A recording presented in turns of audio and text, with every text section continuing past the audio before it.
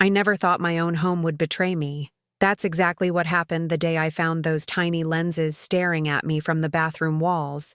Hidden cameras, watching my most private moments. Today, I'm going to tell you something I never thought I would share.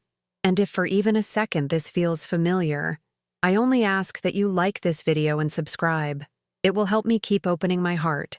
My name is Margaret, and at 73 years old, I thought I knew what loneliness felt like. I live alone in a modest two-bedroom apartment on the third floor of a brick building in Queens, New York. The radiator hisses through winter nights, and the air conditioning unit rattles through summer days. Sometimes the air carries the sweet scent of roasted chestnuts from the street vendors below on Roosevelt Avenue, mixing with the exhaust fumes and the sounds of a dozen languages floating up from the sidewalks. I wake every morning at 6:30 sharp. My bones ache more than they used to. The arthritis in my hands makes buttoning my cardigan a daily challenge. Through my kitchen window, I watch the city wake up, yellow cabs crawling through traffic, mothers pushing strollers toward the subway, teenagers with their headphones walking to school. The hum of city traffic has become a constant, familiar background noise, like the beating of my own heart. My days have been bleeding into one another for months now. Visits to Moretti's Deli on the corner for my weekly groceries. The cashier there, a young man named Carlos, always asks how I'm doing. I smile and say fine, but we both know it's just politeness. Blurred conversations with my grandchildren over FaceTime. Their faces pixelated and distorted on my old tablet. They're growing up so fast, these children I helped raise when Anna needed me most. But lately, the silence in my apartment has been suffocating. The loneliness cuts sharper than the winter wind that whips through Roosevelt Avenue, rattling my windows and sneaking through the gaps around the frames. I find myself talking to the pigeons that perch on my fire escape, just to hear a voice in my home, even if it's my own. It was a Tuesday afternoon in March when everything changed. The bathroom exhaust fan had been making a strange noise for weeks, a soft clicking sound I couldn't quite place. I'd been meaning to call the superintendent, but Mr. Kowalski is always busy, and I didn't want to be a bother. I've spent most of my life trying not to be a bother. I was getting ready for my weekly doctor's appointment, the same routine I'd followed for months. Blood pressure medication, cholesterol pills, the vitamins Anna insisted I take even though they hurt my stomach. As I reached for my toothbrush, I noticed something different about the exhaust fan. A tiny red dot, blinking in the darkness of the vent. At first, I thought it might be a smoke detector battery going low, but something about it made my skin crawl. I dragged my step stool from the kitchen closet, my hands already trembling though I couldn't say why. The metal was cold under my palms as I climbed up, my heart pounding harder with each step. When I pulled down the panel, my breath caught in my throat. There, nestled between the fan blades, was a small black device no bigger than a matchbox. A camera, recording everything. The betrayal hit me like ice water. My legs nearly gave out as I climbed down from the stool. I sat heavily on the toilet seat, staring at this violation of my most private space. My hands shook as I held the camera, this tiny instrument that had been watching me shower, dress, exist in the one place I thought was truly mine. Who would do this to me? Who had access to my home? The questions swirled in my mind like a storm. I thought of Anna's keys. The spare set I'd given her years ago when her husband Tom started his contracting business. The keys that allowed them to check on me, to help with repairs, to be the caring family I'd always wanted. The scent of Anna's lavender shampoo seemed to linger in my memory from all those times she'd hugged me goodbye after visiting. Her laugh, bright and musical. The way it used to sound when she was little and I would braid her hair before school. How could the daughter I'd raised, the child I'd sacrificed everything for, be connected to this violation? I spent that entire night sitting in my kitchen, the camera on the table in front of me like evidence of a crime. The streetlights painted strange shadows across my walls, and every car passing by made me jump. I kept thinking about all the times Tom had offered to fix things around my apartment. The leaky faucet, the squeaky door hinges, the bathroom fan that had been acting up. He'd always been so helpful, so insistent that family takes care of family. But now I understood. He hadn't been helping. He'd been hunting. Looking back, I can see the pattern so clearly now. For 35 years, I was the pillar holding our family together, even when that pillar was cracking under the weight. I sacrificed my savings account, built over decades of careful budgeting and weekend shifts at the department store, to help Anna and Tom when his construction business nearly collapsed in 2019. $50,000 of my retirement money, gone in a single wire transfer to keep them from losing their house. I took care of my husband Robert during his long battle with diabetes, even when I was barely strong enough to lift him from bed to wheelchair. 3 years of sleepless nights, of checking his blood sugar at 2 in the morning, of driving him to dialysis appointments twice a week while my own health deteriorated. Anna was too busy with her own life to help much. Tom was always swamped with work. I forgave every slight, every missed birthday, every forgotten Mother's Day. I swallowed my dreams of traveling, of seeing Paris like Robert and I had always planned, because their stability meant more to me than my own happiness. I told myself that love meant sacrifice. I told myself that good mothers put their children first, always and forever. "Mom, you just don't understand," Anna had said coldly one evening when I'd questioned why Tom seemed to be drinking more lately. We were sitting in their kitchen in Astoria, the one I'd helped them afford with my money. The granite countertops gleamed under expensive pendant lights, while I sat there in my secondhand sweater, feeling like a stranger in a home I'd helped buy. "Understand what, sweetheart?" I'd asked, reaching for her hand across the table. She'd pulled away. "The pressure he's under, the stress of running a business. You never had to deal with that." The words stung because they weren't entirely wrong. Robert had worked for the city, steady paychecks and reliable benefits. We weren't rich, but we were secure. I'd worked part-time at Macy's, mostly for the employee discount and the social interaction. I'd never run a business or managed employees or worried about paying contractors, but I had worried about putting food on the table during the lean years. I had worked double shifts during the holidays to afford Christmas presents. I had stretched every dollar, clipped every coupon, bought generic brands so that Anna could have name-brand sneakers and not feel different from her classmates. Silent dinners followed that conversation. Plates set but barely touched. The sound of forks against china echoing in the awkward quiet. Tom would grunt responses to my attempts at conversation. Anna would check her phone constantly, as if she were somewhere else entirely. I began to feel like a guest in their lives, unwelcome but tolerated out of obligation. I was the family's forever safety net, but never the heart. When they needed money, they called. When they needed a babysitter for the twins, they called. When they needed someone to pick up prescriptions or grocery shop or wait for repair appointments, they called. But when it was time to celebrate or share good news or simply enjoy each other's company, the phone stayed silent. I began to wonder if I was just a convenience, a walking ATM with a heartbeat. The manipulations were so subtle I almost convinced myself I was imagining them. The flat tone in Anna's voice when she'd say, "We're really busy this weekend, Mom. Maybe next time." The way Tom would suddenly remember urgent work calls whenever I tried to have a serious conversation about our family dynamics. The way they'd make plans for holidays or family gatherings, and I'd find out about them through Facebook posts. Smiling faces gathered around tables I'd never been invited to sit at. "Oh, we thought you'd be too tired," Anna would say when I'd finally ask. "You know how you get overwhelmed in crowds." I never said I got overwhelmed in crowds. I'd spent years hosting family gatherings in my small apartment. Cramming 12 people around a table meant for 4, cooking for days to make sure everyone had their favorites. But somehow, I'd become too fragile, too difficult, too much trouble. The neglect accumulated like dust in corners I couldn't reach. Birthdays went uncelebrated, not forgotten exactly, but acknowledged with text messages sent hours late, and generic cards bought at the last minute from the drugstore. "Happy birthday, Mom. Sorry we can't make it tonight. Rain check?" became Anna's standard birthday greeting. My ailments were dismissed with the casual cruelty that only family can master.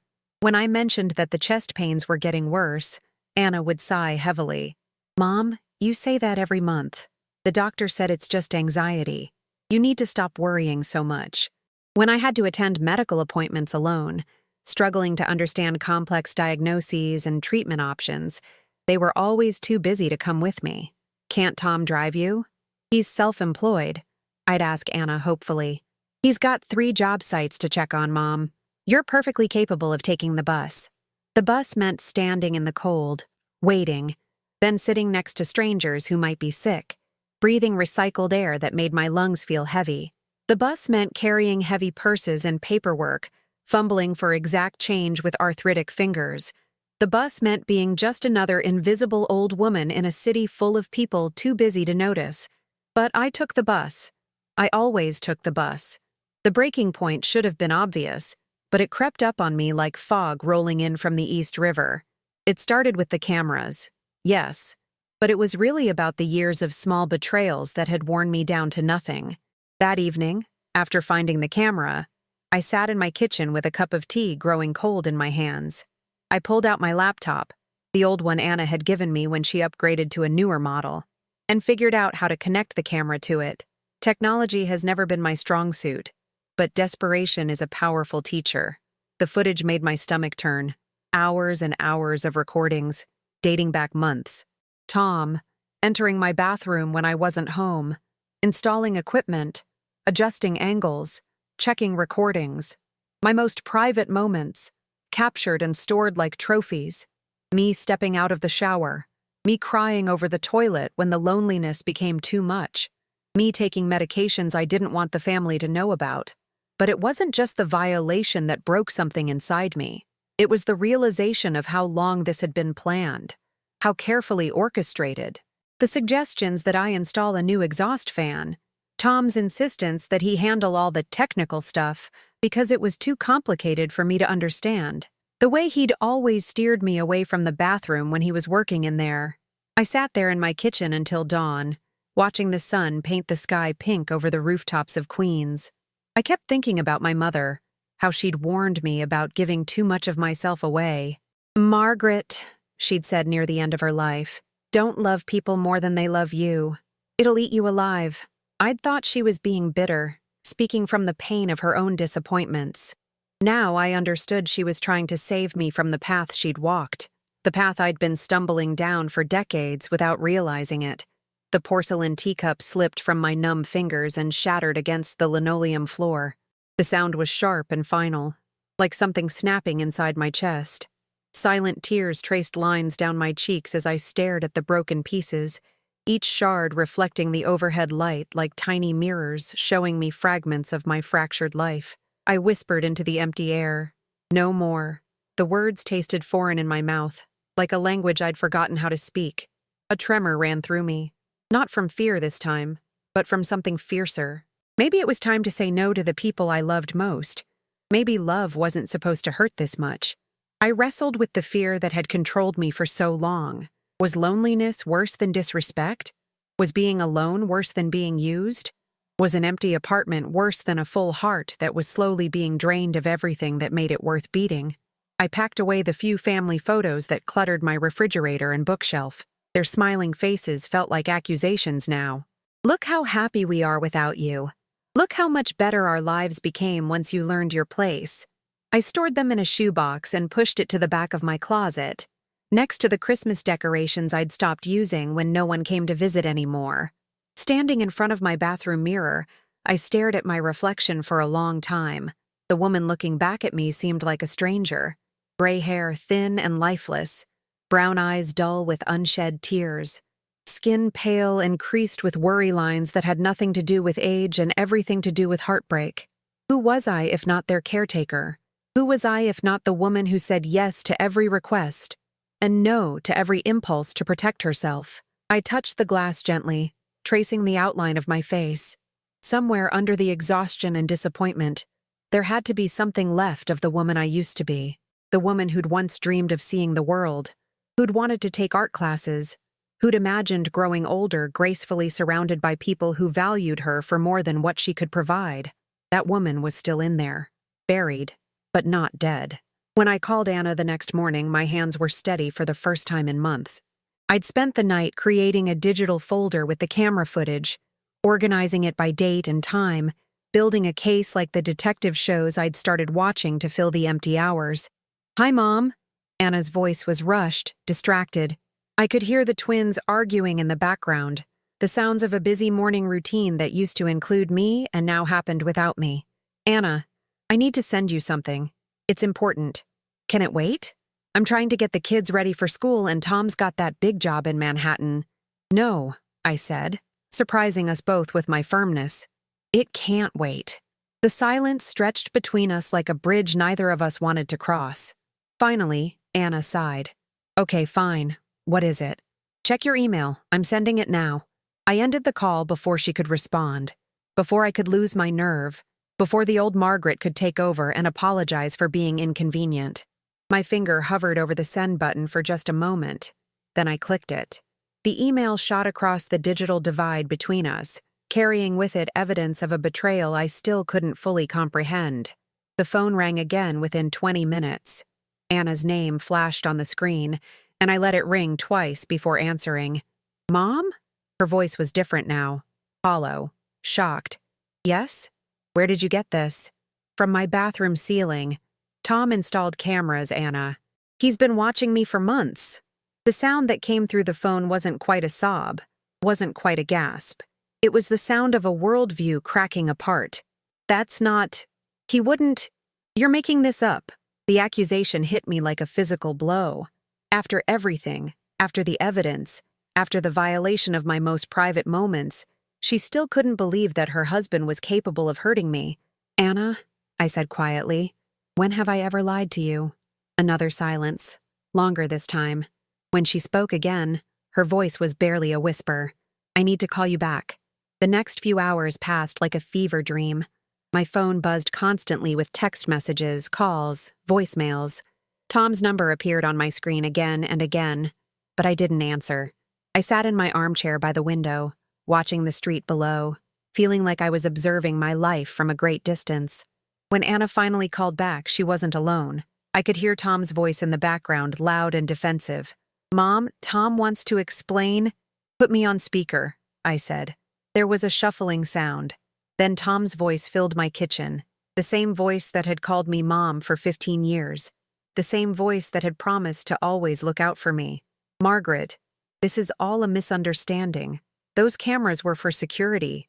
Your building has had break-ins, remember? I was trying to protect you. The lie was so smooth, so practiced, that I almost believed it myself. Almost. Security cameras in my bathroom, Tom? Well, I thought, if someone broke in, they might go through the whole apartment? For months, Tom? Recording me in my most private moments? His voice changed then, became harder, less apologetic. Look, Margaret, I don't know what you think you saw, but you're being paranoid. This is exactly the kind of thing I was worried about with you living alone. Maybe it's time to think about other arrangements. Other arrangements. Assisted living. A home. The threat was clear even if the words were wrapped in false concern. Anna's voice cut through the tension. Tom, stop. Just stop talking. But he couldn't stop. Men like Tom never can when they feel cornered. She's getting old, Anna. Her mind isn't what it used to be. Maybe she installed those cameras herself and forgot. Maybe this is all some kind of cry for attention. That's when something inside me finally, completely, irreversibly broke.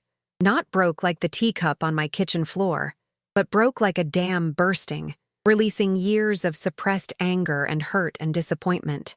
I have never, I said, my voice low and steady, in my entire life, asked for attention I didn't deserve. I have never lied to you or manipulated you or violated your privacy. I have given you everything I had to give, and this is how you repay me. Tom started to respond, but I kept talking. I am 73 years old, Tom. My mind is perfectly clear. Clear enough to remember every dollar I gave you. Clear enough to remember every birthday you missed. Clear enough to remember every time you made me feel like I was a burden instead of a human being who loved you. I could hear Anna crying now, soft sobs that she was trying to muffle. And clear enough, I continued, to remember that I have choices. I have agency. I have worth that doesn't depend on what I can do for you. The silence that followed felt different from all the others. This wasn't the silence of avoidance or manipulation. This was the silence of truth settling into space, heavy and undeniable. Tom's voice, when it came, was small and sullen. Fine, I'll come get the cameras. No, I said. You won't. You won't come to my apartment anymore. You won't use your key. You won't fix anything or install anything or check on anything. You're not welcome here. Mom? Anna started. Anna, I love you. I have always loved you.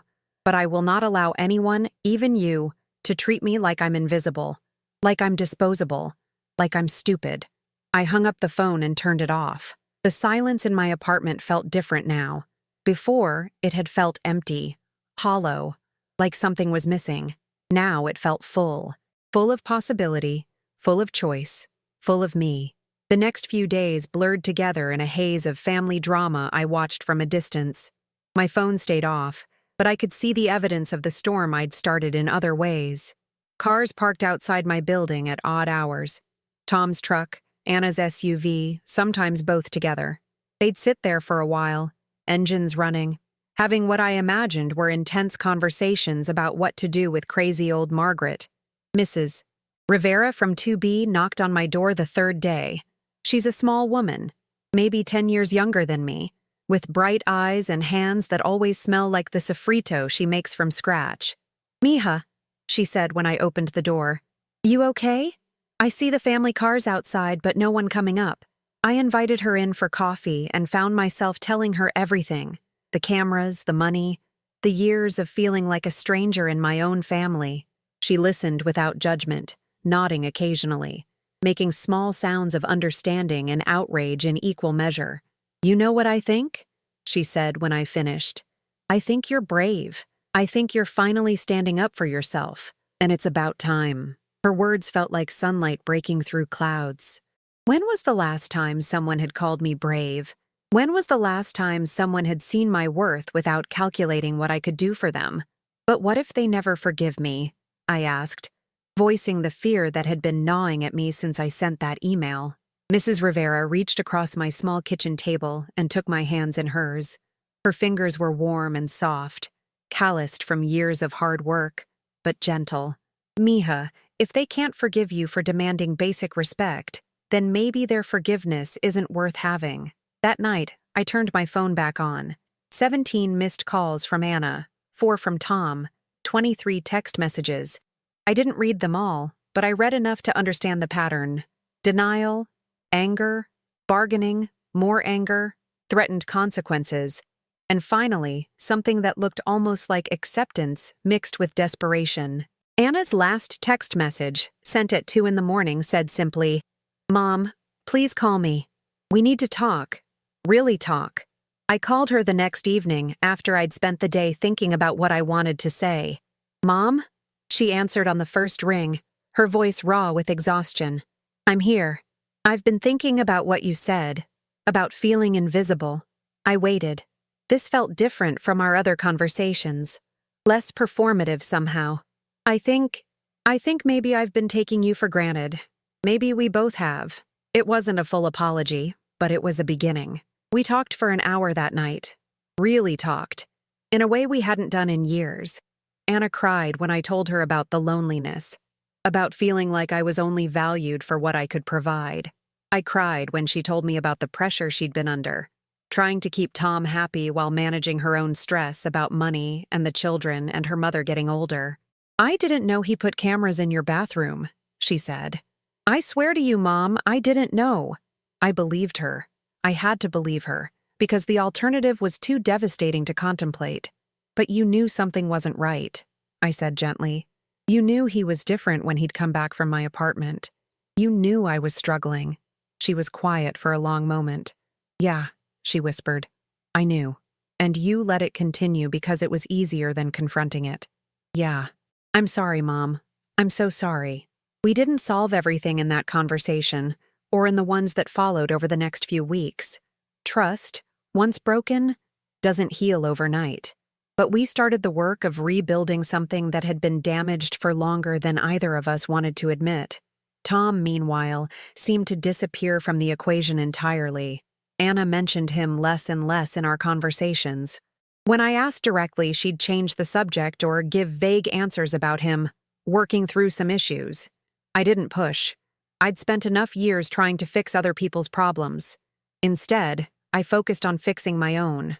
I made an appointment with Dr. Patel, my primary care physician, and for the first time in years, I went to a medical appointment with a written list of questions and concerns.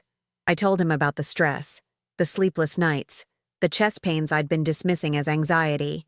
He listened carefully, ordered some tests, adjusted my medications, but more importantly, he validated my experience.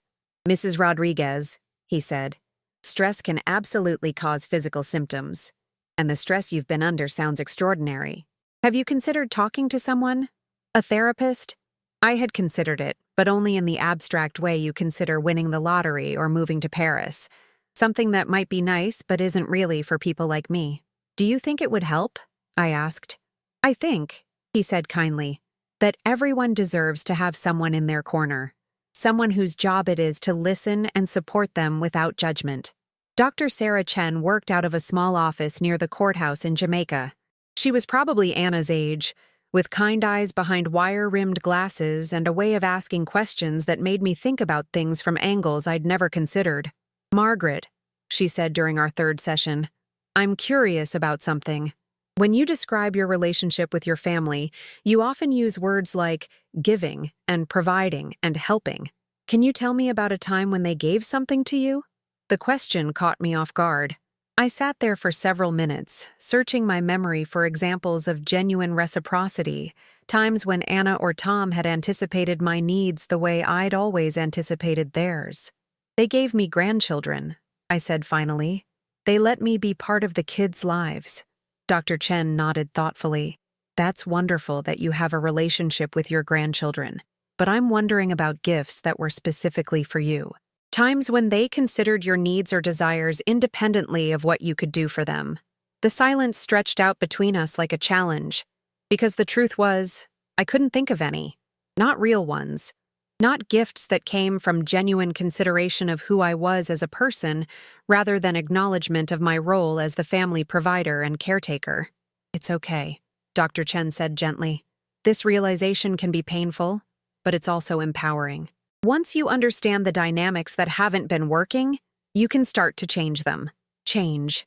The word felt both thrilling and terrifying. At 73, was it too late for change? Was I too set in my patterns, too worn down by disappointment, too afraid of being alone? "What would change look like for you?" Dr. Chen asked, as if she could read my thoughts. I thought about Mrs. Rivera's warm kitchen, the way she'd listened without trying to fix me, or manage me, or extract anything from me. I thought about the photography exhibit I'd seen advertised at the Queen's Museum, how I'd wanted to go but hadn't because I didn't want to go alone. I thought about the cooking class at the community center, the book club at the library, the volunteer opportunities I'd dismissed because they seemed selfish when my family needed so much from me. "I think," I said slowly, "change would look like having a life that belongs to me. Not just the parts left over after everyone else takes what they need." Dr. Chen smiled. "That sounds like a beautiful goal." Walking home from that session, I felt lighter than I had in months. The autumn air was crisp but not cold, and the leaves on the trees lining Northern Boulevard were turning brilliant shades of gold and red. I stopped at the Korean market and bought ingredients for a meal I wanted to eat, not something designed to please anyone else's palate. That evening, I cooked for myself with real attention and care. I played music, old jazz standards that Robert used to love, and I took my time chopping vegetables and seasoning the chicken. When I sat down to eat, I used the good china that had been gathering dust in the cabinet since the last time Anna had visited for dinner.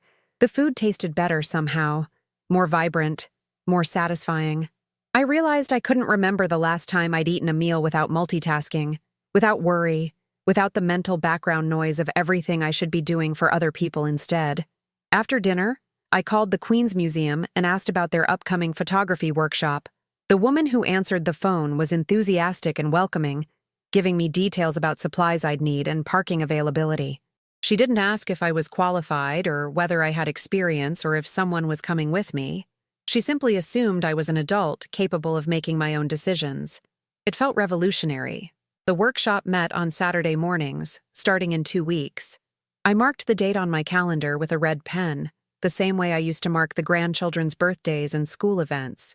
But this was mine. Anna called that Friday evening. her voice tense with an emotion I couldn't quite identify. "Mom, I need to tell you something." My stomach tightened instinctively. After months of crisis and revelation, I'd developed a Pavlovian response to that particular tone in her voice. "Tom and I are separating," she said quickly, as if the words would hurt less if delivered at high speed. "He's moving out this weekend."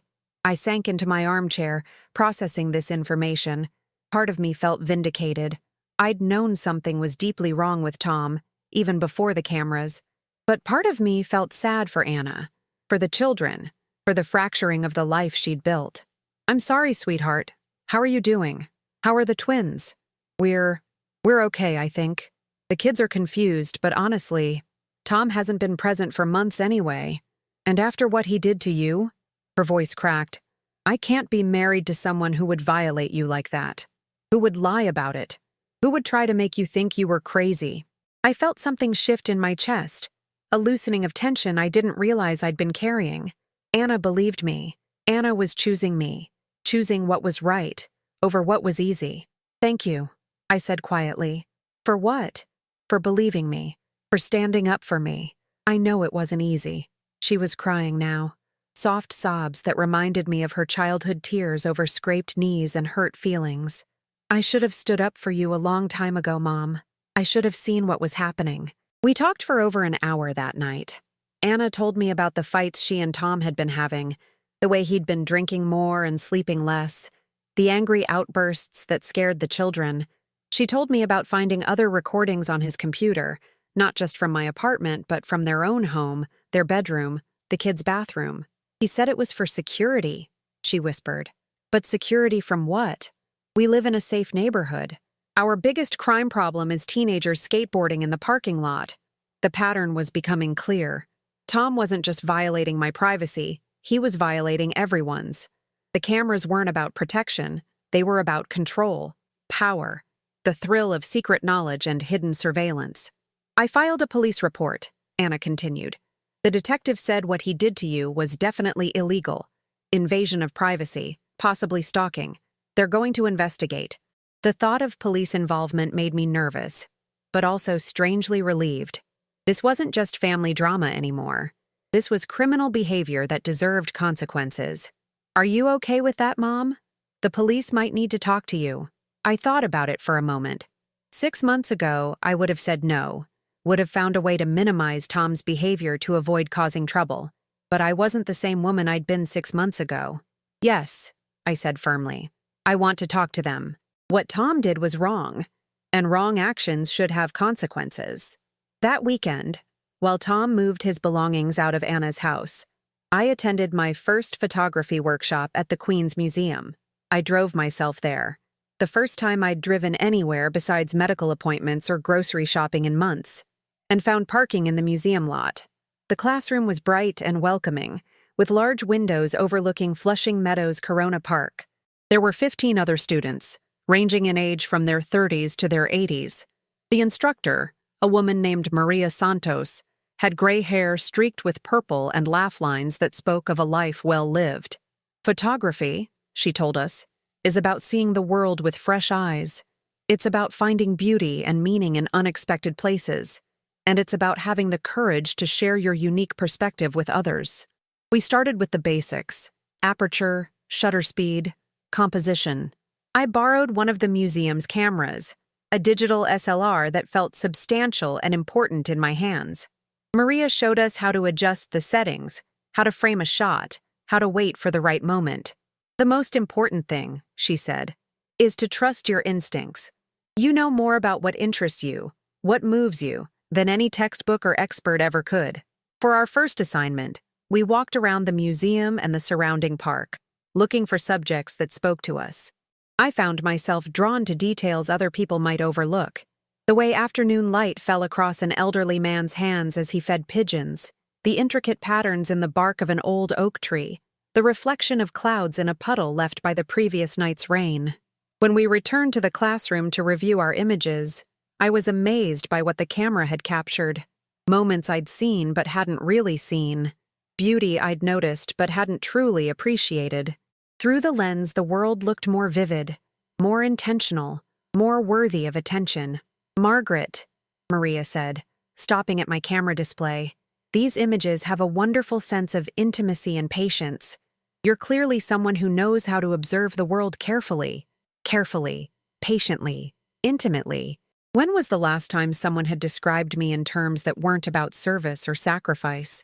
When was the last time my way of seeing the world had been valued for itself? After the workshop, I walked through the park for a while, still carrying the borrowed camera. Children played on the playground while their parents watched from benches, their faces lit by the golden light of late afternoon. Couples strolled hand in hand along the paths. Elderly men played chess at stone tables, their concentration absolute and beautiful. I took pictures of it all, not because anyone had asked me to, but because I wanted to, because these moments felt precious and fleeting and worth preserving. Because for the first time in years, I was looking at the world with curiosity instead of obligation. That evening, I called Mrs. Rivera and invited her for dinner. I cooked the way I'd been learning to cook, for actual people I enjoyed spending time with, not out of compulsion or requirement. "You seem different," she observed as we sat at my small table, sharing a meal of arroz con pollo that I'd made from my mother's recipe. "Different how?" "Lighter. Like you've put down something heavy you've been carrying." She was right. I had put something down, though I wasn't sure I could articulate exactly what. The weight of other people's expectations, maybe. The burden of being responsible for everyone else's happiness. The exhaustion of living a life that belonged more to others than to myself. I said carefully, "I'm learning to take up space again." Mrs. Rivera smiled and raised her glass of wine in a toast. "To taking up space," she said, "and to women who remember they deserve to be here." The following weeks passed in a blur of small but significant changes. I bought a camera of my own, a used DSLR from a shop in Manhattan that specialized in photography equipment. The salesman, probably 25 years old with kind eyes and infinite patience, spent an hour teaching me about the different functions and settings. "The most important thing," he said, echoing what Maria had told us, "is to practice. Take pictures every day, even if they're just of ordinary things. The camera is just a tool. Your eye is what matters." So I practiced. I photographed my morning coffee, steam rising from the cup in the early sunlight.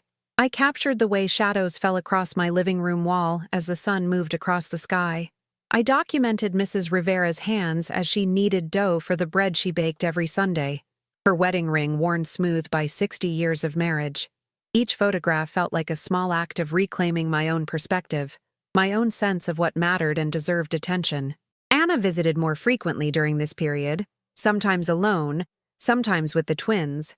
The conversations between us were still careful, still healing from years of misunderstanding and neglect, but they were real in a way they hadn't been for a long time. "Mom," she said during one visit, watching me edit photos on my laptop, "I don't think I really knew you before. I mean, I knew you as my mother, as the kids' grandmother, but I didn't know you as a person with your own interests and talents." The observation was both painful and hopeful. Painful because it confirmed how invisible I'd become within my own family, but hopeful because it suggested the possibility of something different going forward. "I'm not sure I knew myself either," I admitted. "I spent so many years being who everyone needed me to be that I forgot who I actually was." She nodded thoughtfully. "Tom used to say that grandparents were supposed to be available whenever we needed them, that it was their role to sacrifice for the younger generation. And what do you think now?" "I think that's bullshit," she said bluntly, using language I'd rarely heard from her. "I think grandparents are people who deserve their own lives, and we were selfish to expect you to always be on call for us." The apology felt genuine, not performed for my benefit, but arising from real reflection and regret. It didn't erase the years of loneliness and invisibility, but it offered the possibility of something better. "I want the twins to have a relationship with you," Anna continued, "but I want it to be based on mutual enjoyment, not obligation. I want them to know you as their grandmother, who takes amazing photographs and makes incredible food and has lived an interesting life, not just as the person who babysits when it's convenient for us." The shift in how she talked about our relationship was subtle but profound. Instead of assuming my availability, she was asking for my participation. Instead of treating my love as a given, she was acknowledging it as a gift. One evening in December, as I was sorting through the day's photographs, my phone rang. The number was unfamiliar, but something prompted me to answer. "Mrs. Rodriguez? This is Detective Martinez with the NYPD. I'm calling about the complaint you filed regarding hidden cameras in your apartment." My hands tightened on the phone. "Yes? We've completed our investigation, and I wanted to update you on the results. We found evidence that Mr. Patterson installed surveillance equipment not only in your apartment, but in multiple locations without consent. He's been charged with invasion of privacy, stalking, and unlawful surveillance. The news should have felt victorious, but mostly it felt sad.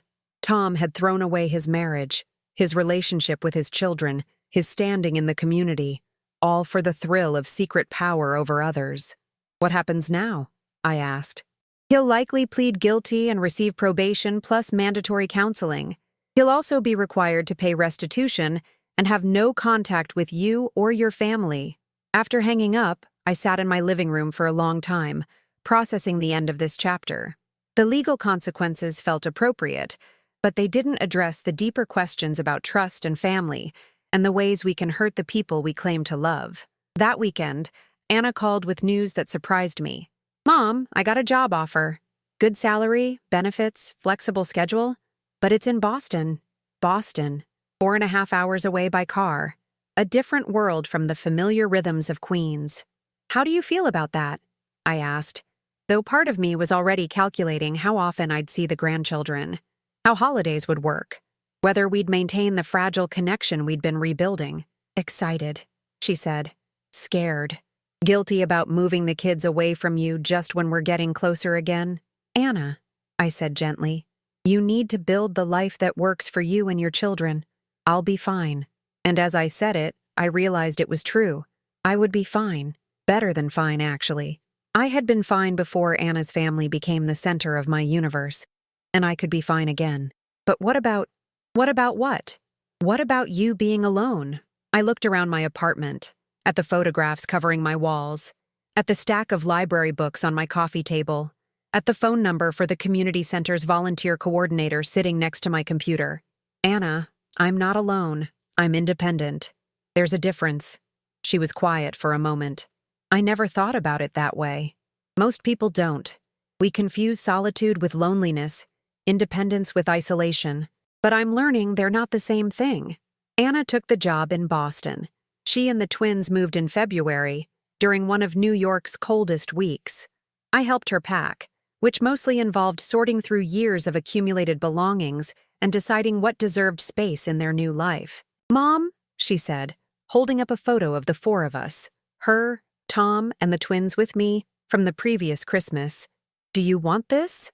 I looked at the picture, at my own face smiling determinedly, while Tom's arm rested possessively around Anna's shoulders.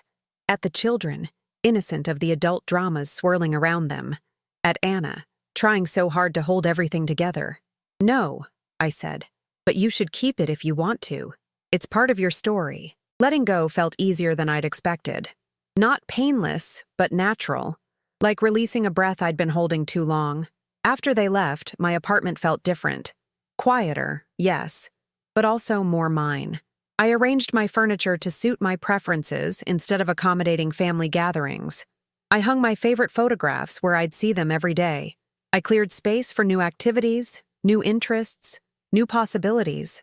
Mrs. Rivera helped me plant an herb garden on the fire escape that spring. We spent Saturday mornings tending to basil and cilantro and mint, watching the city wake up below us, talking about everything and nothing. "You know," she said one morning as we watered the seedlings, "I never see you looking sad anymore." I considered this observation. She was right. The deep, persistent sadness that had characterized my life for years had lifted, replaced by something I could only call contentment. "I think," I said slowly, "I finally learned the difference between being loved and being needed." She nodded knowingly. "My husband, God rest his soul, he used to say that the people who love you want you to be happy, even if your happiness doesn't include them. The people who just need you get angry when you choose yourself." The wisdom in her words settled into my chest like warmth. How many years had I spent confusing need with love, obligation with affection, sacrifice with value? That summer, I took my first solo trip in decades, a photography workshop in the Adirondacks, 5 days of hiking and learning and sharing meals with strangers who became friends. The mountains were beautiful, but what struck me most was how comfortable I felt in my own company, how much I enjoyed conversations that weren't about fixing or managing or providing for other people. I photographed everything: sunrise over the lake, wildflowers along hiking trails, the weathered hands of an octogenarian who'd been coming to these workshops for 20 years. Each image felt like a letter to myself, proof that I was present, engaged, worthy of beautiful experiences. When I returned to Queens, I was tanned and tired and exhilarated. Mrs. Rivera welcomed me back with homemade empanadas and stories about the neighborhood drama I'd missed. My apartment felt like a sanctuary, exactly as I'd left it, but somehow more precious for having been missed. Anna called that evening, her voice bright with genuine interest. "Mom, how was the trip? I want to hear everything." I told her about the mountains, the photography, the friends I'd made. She listened with the kind of attention I'd forgotten she was capable of giving, asking questions that showed she was genuinely curious about my experience rather than just being polite. "I'm proud of you," she said when I finished, "for doing something just for yourself, for having adventures." Pride. When was the last time someone had said they were proud of me for something other than service or sacrifice? "Thank you, sweetheart. That means a lot." The conversation flowed easily, naturally, in a way that our talks hadn't done in years. We weren't performing the roles of dutiful daughter and devoted mother. We were just two adults who cared about each other, sharing news and observations and affection. As autumn approached, bringing with it the first anniversary of my discovery of the cameras, I found myself reflecting on everything that had changed. The legal case against Tom had concluded with exactly the outcome Detective Martinez had predicted: probation, counseling, restitution, and a restraining order. Anna had settled into her new life in Boston and seemed genuinely happy for the first time in years, but the most significant changes were in me. I walked differently now, with my shoulders back and my head up. I made decisions based on what I wanted rather than what others expected. I said no to requests that didn't align with my values or priorities, and I said yes to opportunities that enriched my life. The photography had evolved from a hobby into something approaching a passion. I'd had 2 pieces accepted into a group show at a gallery in Astoria, small black and white prints that captured quiet moments of urban life. Seeing my work hanging on a wall, properly framed and lit, with my name on a little placard, felt surreal and wonderful. Mrs. Rivera attended the opening with me, dressed in her best dress and beaming with pride as if she were my own daughter. "Look at you," she whispered as we stood in front of my photographs, watching strangers study them thoughtfully. "Look what happens when you remember who you are." The evening of the anniversary, I sat in my kitchen with a cup of tea and my laptop, scrolling through a year's worth of photographs. The progression was visible, from tentative first experiments to confident compositions that showed real artistic vision. But more than technical improvement, I could see emotional growth in the images. They showed a woman learning to see beauty again, learning to find meaning in the present moment rather than living entirely for other people's futures. My phone buzzed with a text from Anna. "Thinking of you today, Mom. Grateful for your courage." Courage. I'd never thought of myself as courageous, but maybe Anna was right. Maybe it took courage to stand up for yourself when it would be easier to accept mistreatment. Maybe it took courage to build a life based on your own values instead of other people's expectations. I thought about young Margaret, the woman who'd married Robert with dreams of adventure and art and meaningful work. She'd gotten sidetracked by the beautiful responsibilities of marriage and motherhood, had allowed her own dreams to be buried under layers of caregiving and sacrifice. But she hadn't disappeared entirely. She'd been waiting, patient and persistent, for this moment of recognition and reclamation. As I prepared for bed that night, I caught my reflection in the bathroom mirror, the same mirror that had shown me such a defeated, exhausted woman a year ago. The face looking back at me now was still lined, still showing the effects of 7 decades of living. But the eyes were different, brighter, more present, more alive. I touched the glass gently, the way I had that terrible night when I'd first found the cameras. We made it, I whispered to my reflection. We're okay. The next morning brought news that would have devastated the old Margaret, but merely interested the new one. Anna called to tell me that Tom had been arrested again, this time for violating his probation by contacting one of his other victims. He's going to prison this time, Anna said, her voice matter-of-fact rather than emotional. 18 months, probably. I felt sorry for him in an abstract way, the way you might feel sorry for anyone whose choices had led them so far from the life they'd probably imagined for themselves. But I didn't feel responsible for his fate, didn't feel compelled to fix or forgive or minimize his actions. How are you doing with all this? I asked Anna. Honestly? Relieved. The kids and I are building a good life here, and it's nice not to have that uncertainty hanging over us. We talked for a while longer about her job, the children's schools, the apartment she was thinking of buying. Normal conversation between two adults who cared about each other, without drama or crisis, or the need for anyone to be rescued. After we hung up, I realized I hadn't asked if she needed anything, hadn't offered money or advice or solutions to problems she hadn't even mentioned having. The conversation had been about connection rather than service, and it felt revolutionary. That weekend, I attended a community meeting about establishing a new senior center in our neighborhood. The meeting was held in the basement of St. Andrew's Church, the same church where I'd attended midnight mass every Christmas Eve for 20 years, until I'd stopped because no one wanted to come with me, and I thought I'd look pathetic sitting alone. Now I knew that sitting alone wasn't pathetic. It was independent. The meeting was led by a woman named Carmen Vasquez, a community organizer in her 50s, with the kind of energy that made everyone around her feel more capable and optimistic. We're looking for people to serve on the planning committee, she announced. People who understand what seniors in this neighborhood really need and want. My hand went up before I could think about it. I'd like to volunteer, I said, surprised by the steadiness in my own voice. Afterward, Carmen approached me with a warm smile. Margaret, right? Tell me about your background. I talked about my years as a caregiver, my recent discovery of photography, my experience with family dynamics and the challenges of aging in a city that often feels designed for younger people. You sound exactly like what we need, Carmen said. Someone who understands the issues from personal experience but isn't defined by them. Defined by them. The phrase stayed with me as I walked home through the familiar streets of my neighborhood. I had been defined by my roles and responsibilities for so long that I'd forgotten I was more than just a mother, grandmother, caregiver, helper, provider. I was also an artist, a neighbor, a friend, a citizen, a woman with opinions and interests and the right to take up space in the world. The senior center meetings became a regular part of my schedule, along with photography workshops, dinners with Mrs. Rivera, and occasional trips to Manhattan to visit museums or attend lectures. I was busier than I'd been in years, but it was a different kind of busy. Instead of being driven by other people's needs and crises, my schedule was filled with activities I'd chosen because they interested or challenged or fulfilled me. Anna visited for Thanksgiving, bringing the twins for a long weekend in the city. It was our first major holiday together since the separation, and I approached it with some anxiety about how to navigate the new dynamics of our relationship. I needn't have worried.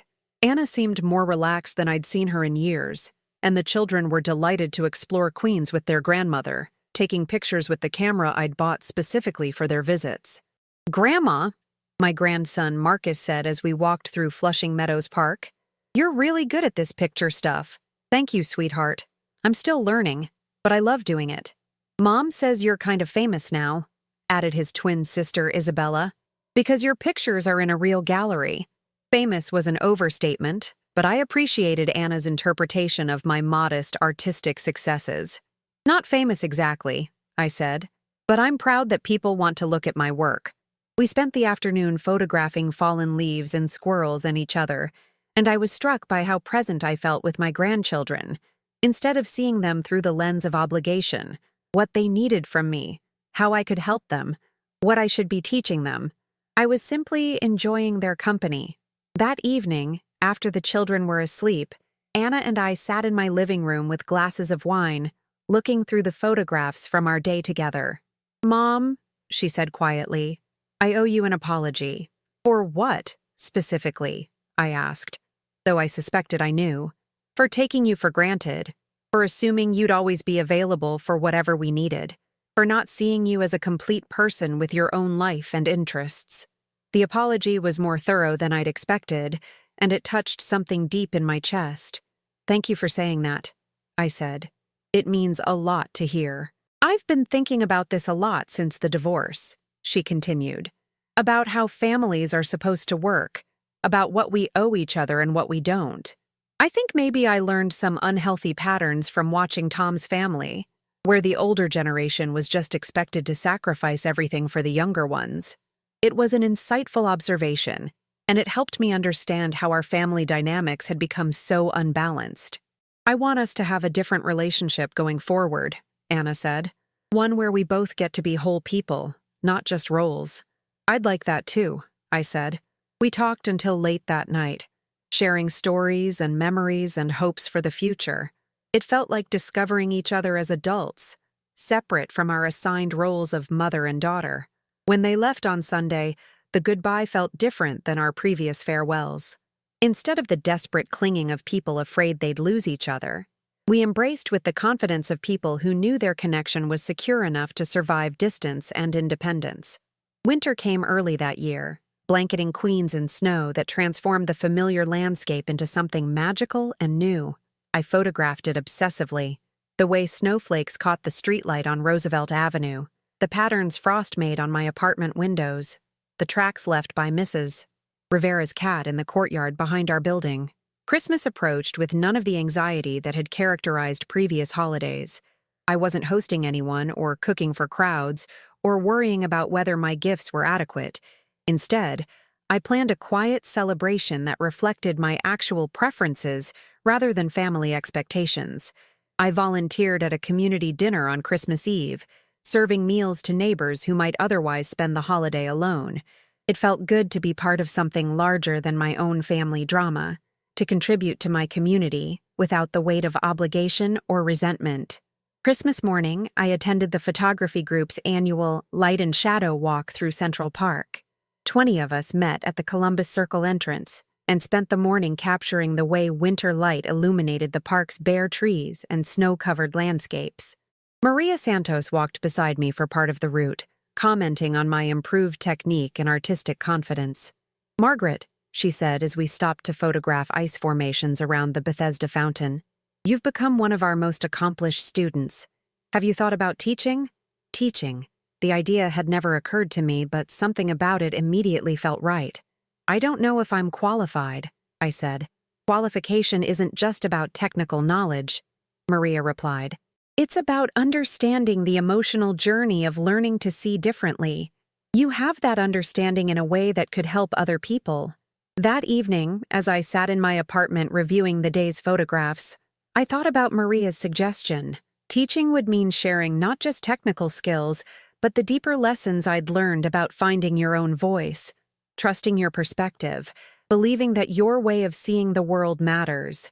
I'd learned those lessons the hard way, through betrayal and loneliness, and the slow work of rebuilding my sense of self. Maybe that painful education could be useful to others who were struggling to find their own artistic voices. New Year's Eve fell on a Friday, and for the first time in memory, I had multiple social options.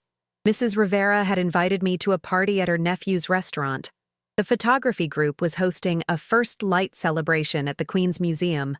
Carmen from the Senior Center Committee had organized a potluck dinner for community volunteers.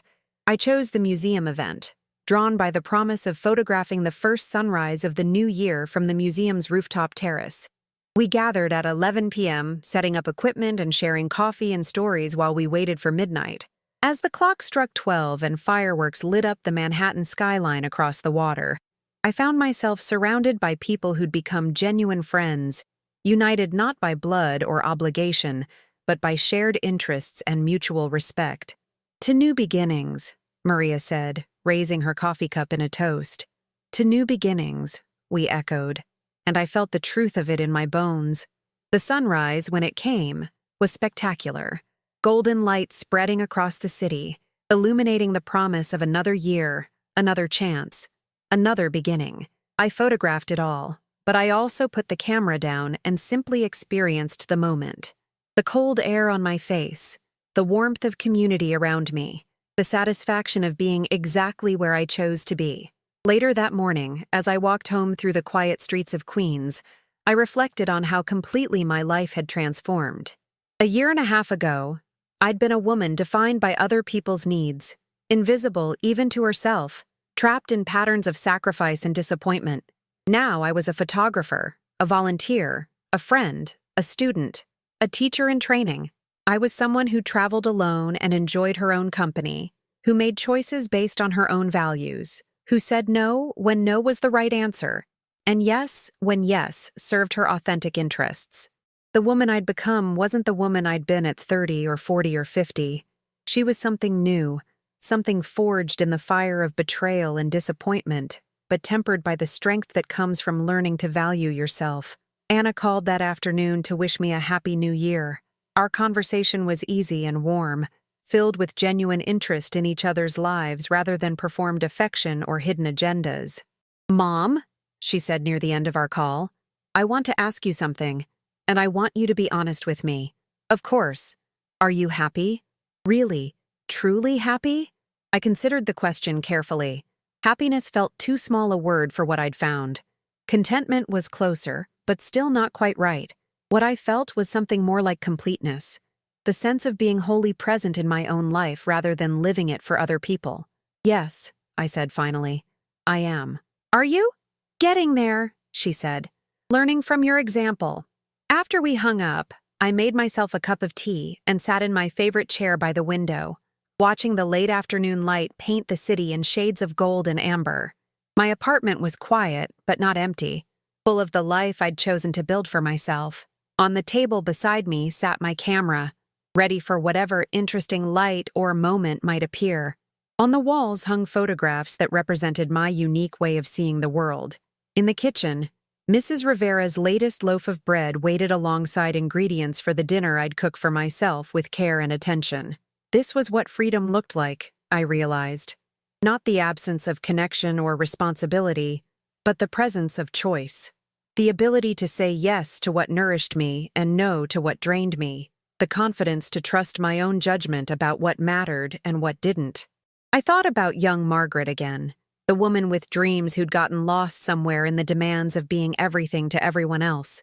She would be proud of who I'd become, I thought. She would be amazed that it was possible to find yourself again after so many years of being invisible. But maybe that was the secret wisdom that comes with age, understanding that it's never too late to remember who you are. That betrayal can be a teacher as well as a wound. That the people who truly love you want you to flourish, even if your flourishing doesn't center around them.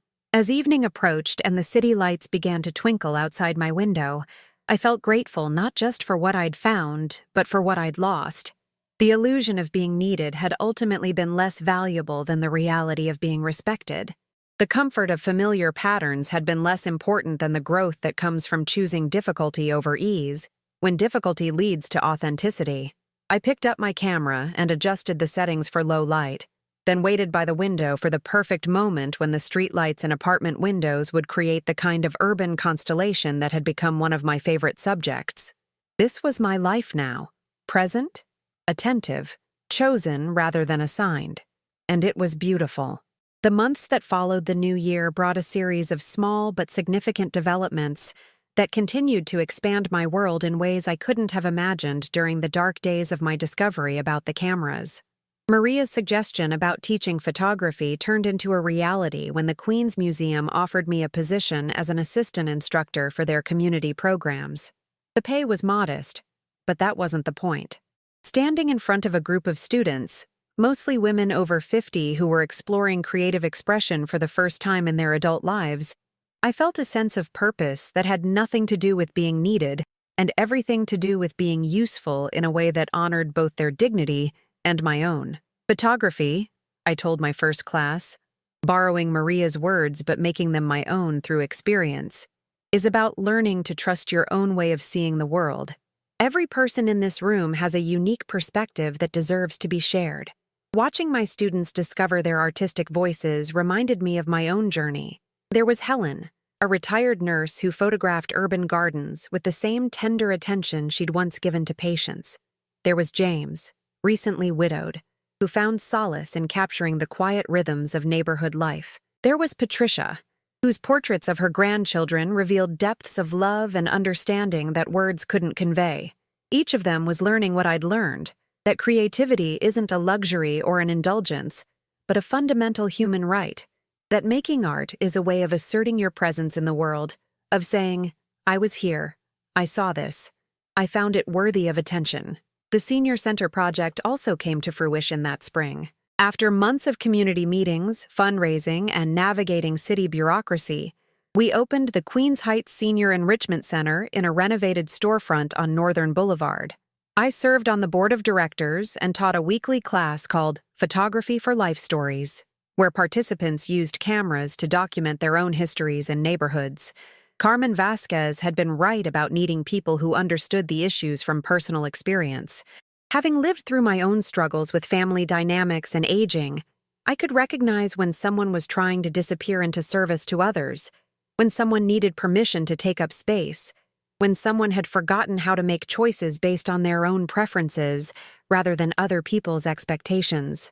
Margaret sees people, Carmen told the local newspaper reporter who came to write about our center. She has this gift for helping folks remember they matter, not just for what they can do for others, but for who they are. Anna visited again in May, this time bringing news that surprised me. She was seeing someone, a colleague from her Boston office who'd been divorced for several years and had joint custody of his teenage daughter. It's early, she said, as we sat in my kitchen sharing coffee and the blueberry muffins I'd learned to bake during a community center cooking class. But he's different from Tom. He doesn't try to control things. He asks questions instead of making assumptions. He's interested in my opinions. I was happy for her.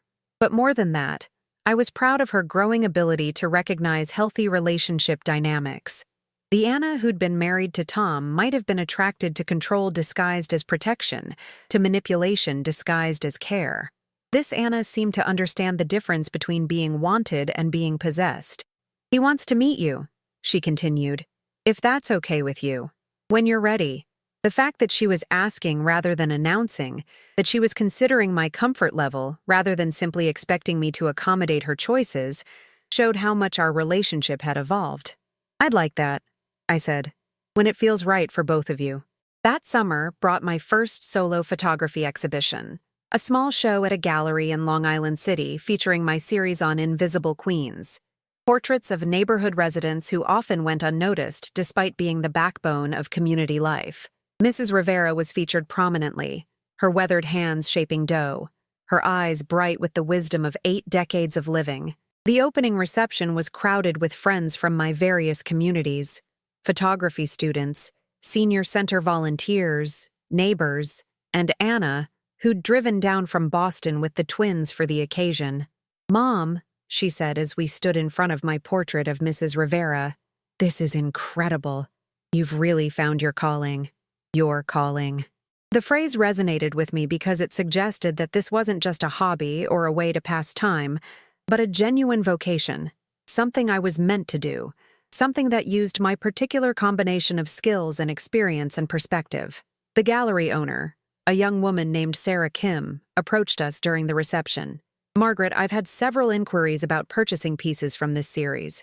Are you interested in selling your work? Selling my art. The idea felt both thrilling and strange. For so many years, the things I created, meals, clean homes, organized schedules, solved problems, were consumed immediately, leaving no lasting trace of my effort or creativity. But these photographs would outlast me, would continue to bring beauty or meaning or recognition to their subjects long after I was gone. Yes, I said, I think I am. By the end of the evening, 3 photographs had sold, and Sarah had invited me to submit work for a group exhibition she was curating on the theme of women's second acts. Walking home after the reception, accompanied by Anna and the children, I felt the kind of deep satisfaction that comes not from others' approval, but from the alignment of your actions with your values. Grandma, Isabella said, skipping beside me on the sidewalk. Are you famous now? Not famous, sweetheart. Just visible. And that, I realized, was exactly what I'd been seeking all along. Not fame or recognition or even appreciation, but simple visibility. The acknowledgement that I existed as more than just a service provider, that my way of seeing the world had value, that my presence made some small corner of the universe more beautiful or meaningful. As autumn approached, marking nearly 2 years since my discovery of the cameras, I received an unexpected letter. It was from Tom, forwarded through Anna's lawyer as required by the restraining order. The letter was several pages long, handwritten in the careful script of someone who'd had plenty of time to think about his words. In it, he acknowledged the harm he'd caused, not just to me but to Anna and the children. He described the counseling he'd been receiving in prison, his growing understanding of his need to control and dominate, his recognition that his behavior had been criminal rather than protective. "I know you have no reason to forgive me," he wrote near the end, "and I'm not asking for forgiveness. I'm asking for the chance to make amends in whatever way might be meaningful to you. I stole your privacy and your sense of safety, and I can never give those back. But if there's anything I can do to help repair the damage I caused, I want to do it." I read the letter twice, then set it aside to consider over the following days. Part of me wanted to simply tear it up and throw it away. Tom had forfeited any right to my consideration when he'd violated my most basic dignity and then lied about it. But another part of me, the part that had grown stronger over the past 2 years, was curious about what amends might look like. Not forgiveness necessarily, but perhaps some form of closure that honored the complexity of human relationships and the possibility of change.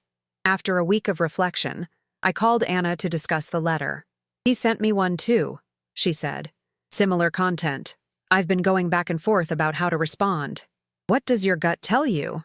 I asked.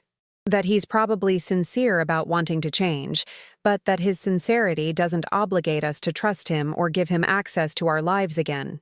Her insight impressed me. The Anna of 2 years ago might have felt guilty for not immediately accepting his apology, might have worried about being too harsh or unforgiving. This Anna understood that accountability was different from reconciliation, that someone could be genuinely sorry without earning the right to renewed relationship. "I think," I said slowly, "that I might be willing to meet with him once, in a public place, with you present if you're comfortable with that. Not to rebuild a relationship, but to hear what he has to say, and to say what I need to say. Are you sure that's what you want?" I thought about it for a moment. I'm sure that I'm strong enough to handle it, and curious enough to want to hear if he's learned anything from the consequences of his choices. We arranged the meeting for a Saturday afternoon at a coffee shop in Manhattan, neutral territory that belonged to none of us. Tom had been released from prison the previous month and was living in a halfway house in Brooklyn, working construction for a company that specialized in hiring men with criminal records. When I saw him walk into the coffee shop, I was struck by how much he'd changed. He'd lost weight, and there was something different about the way he carried himself. Less swagger, more uncertainty. He approached our table tentatively, as if he wasn't sure he was welcome even at this meeting he'd requested. "Margaret," he said quietly, not offering his hand, not trying to hug me. "Thank you for agreeing to see me." Anna sat beside me, her posture protective, but not aggressive. We'd agreed beforehand that she would let me lead the conversation, but would intervene if she felt I needed support. "I read your letter," I said without preamble. "Tell me what you think you learned." For the next hour, Tom talked about his therapy sessions, his growing understanding of how his need to control others had roots in his own childhood trauma, his recognition that love and possession were different things. He didn't make excuses or try to minimize his behavior, and he didn't ask for anything beyond the chance to apologize directly. "I violated your privacy and your dignity," he said, looking directly at me. "I made you feel unsafe in your own home. I lied about it and tried to make you think you were crazy when you discovered the truth. Those actions were wrong, and they caused real harm, and I take full responsibility for them." The apology felt genuine, more thorough and thoughtful than I'd expected. But what impressed me most was what he didn't do. He didn't ask for forgiveness. He didn't try to explain away his behavior or blame it entirely on his personal problems. He didn't suggest that we could or should have any kind of relationship going forward. When he finished speaking, I found that I had things to say that I hadn't fully realized I needed to say. Tom, what you did to me wasn't just a violation of privacy. It was an attack on my sense of reality. When I found those cameras and you tried to gaslight me into thinking I was paranoid or confused, you were undermining my ability to trust my own perceptions. For someone my age, that kind of psychological manipulation can be devastating. He nodded, his eyes downcast. I know. I'm sorry. I need you to understand that your actions had consequences beyond just the immediate violation. I had to rebuild my entire sense of self-worth. I had to learn to trust my own judgment again. I had to figure out how to feel safe in relationships after being betrayed by someone I'd treated like family. I understand, he said. Or I'm trying to understand. I don't think I can fully comprehend how much damage I caused, but I'm learning to sit with that uncertainty instead of trying to minimize it. Anna spoke for the first time since the initial introductions. Tom, I need to say something too. What you did to Mom helped me realize how many ways our marriage had become unhealthy. The way you undermined my confidence, isolated me from friends, made me doubt my own perceptions. I can see the pattern now in a way I couldn't when I was living it. Tom's face crumpled slightly, and for a moment I saw genuine grief there. Not self-pity, but actual sorrow for the relationships he'd damaged and the trust he'd destroyed. I know, he whispered. I ruined everything good in my life because I couldn't trust that people might choose to love me if I wasn't controlling them. We sat in silence for several minutes, the weight of honesty settling between us. Finally, I spoke. Tom, I appreciate your apology, and I believe you're sincere about wanting to change. But I need you to understand that my forgiveness isn't necessary for your healing, and your change isn't necessary for my peace. I've built a good life for myself, and that life doesn't include you. He nodded. I understand. I'm not asking to be part of your life. I'm just asking that you know I'm working to become someone who would never hurt you or anyone else the way I hurt you. As we prepared to leave, Anna surprised me by standing and offering Tom her hand. I hope you find peace, she said, and I hope you use what you've learned to be better to other people. Walking back to Grand Central Station afterward, Anna and I processed what had just happened. How do you feel? She asked. Grateful, I said, which surprised us both. Grateful? Grateful that I'm strong enough now to hear his apology without needing it. Grateful that I've built a life that isn't defined by what he did to me. Grateful that I could face him without rage or fear, just with clarity about who I am and what I deserve. Anna smiled. I'm grateful for your example, Mom. Watching you rebuild your life taught me that it was possible to rebuild mine too. That evening, back in my apartment in Queens, I sat with my camera and reviewed the photographs I'd taken that morning before meeting with Tom. Images of early morning light filtering through the trees in the park, of Mrs. Rivera tending her newly expanded herb garden, of neighborhood children playing in the courtyard behind our building. These were the images that defined my life now. Beauty noticed and preserved, relationships chosen rather than endured, moments of genuine connection and joy. Tom's apology had been meaningful, but it was peripheral to the life I'd built for myself. It was confirmation of growth he'd achieved, not healing I needed to be complete. The holidays that year were different from any I'd experienced before. Instead of the anxiety about family obligations or the loneliness of being excluded, I felt the calm satisfaction of someone whose celebrations aligned with her values. I spent Christmas Eve at the community center, helping serve dinner to neighbors who might otherwise be alone. Christmas morning, I joined the photography group's annual Light and Shadow walk through Central Park. Christmas dinner was shared with Mrs. Rivera and her extended family, who had adopted me as an honorary aunt and treated me with the warmth and respect I'd once thought was reserved for people with biological connections. Anna and the twins came down from Boston for New Year's, bringing David, the man she'd been dating, for his first visit to New York. He was exactly as she'd described. Thoughtful, curious, respectful of boundaries. He asked genuine questions about my photography work and listened carefully to the answers. He complimented my apartment without trying to suggest improvements. He offered to help with dinner preparations, but accepted gracefully when I said I had everything under control. Most importantly, he seemed to genuinely enjoy Anna's company without trying to manage or direct her. When she told a story about a challenge at work, he asked follow-up questions instead of offering unsolicited advice. When she disagreed with something he said, he considered her perspective instead of dismissing it. "Mom," Anna said as we cleaned up after dinner while David played a board game with the children, "it's so strange dating someone who actually likes me for who I am, instead of who they think I could become." "That's how it should be," I said. "People who love you shouldn't be trying to change you into someone else." Is that what Tom was doing? I thought about it for a moment. I think Tom needed to be needed, and he created situations where you and I would need him, even if that meant undermining our confidence or creating problems he could solve. Anna nodded thoughtfully. David makes me feel more capable, not less. More confident in my own judgment, not more dependent on his. Watching her with David over the course of their visit, I could see the difference in her posture, her voice, her general demeanor. She laughed more easily, spoke up more readily, seemed more fully present in her own life. On New Year's Eve, we attended the photography group's celebration at the Queen's Museum again. This time, Anna brought her own camera, a Christmas gift from David, and joined us in documenting the transition from one year to the next. "This is amazing, Mom," she said as we set up our tripods on the museum's rooftop terrace. "I never really understood what you got out of photography, but being here with everyone, working together to capture something beautiful, I get it now." As midnight approached and we prepared to photograph the fireworks over Manhattan, I reflected on how completely my life had been transformed.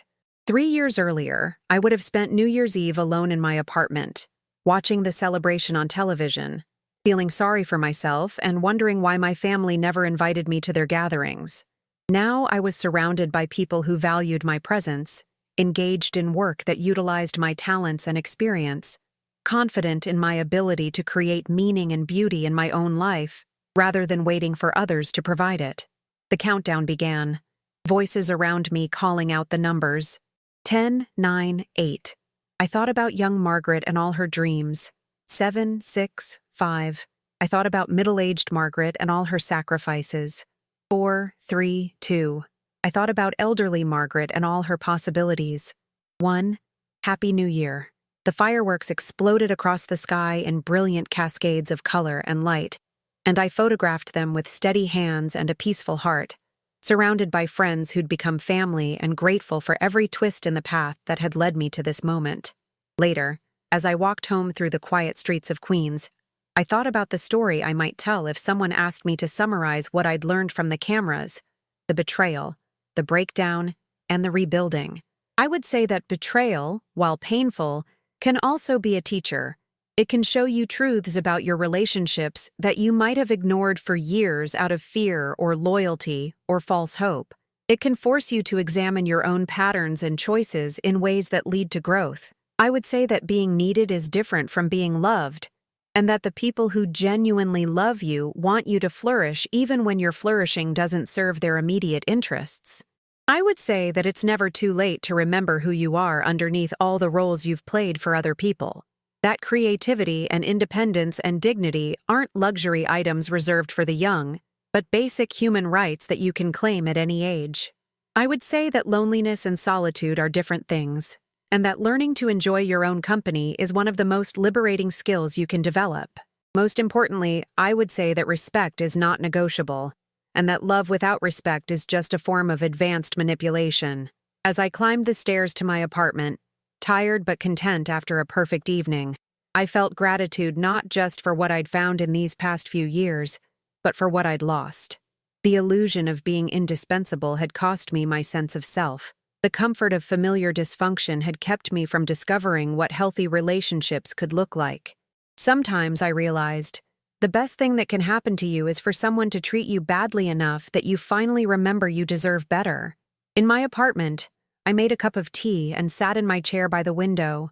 Looking out at the city, I'd learned to navigate as an independent woman rather than just someone's mother or grandmother or caretaker.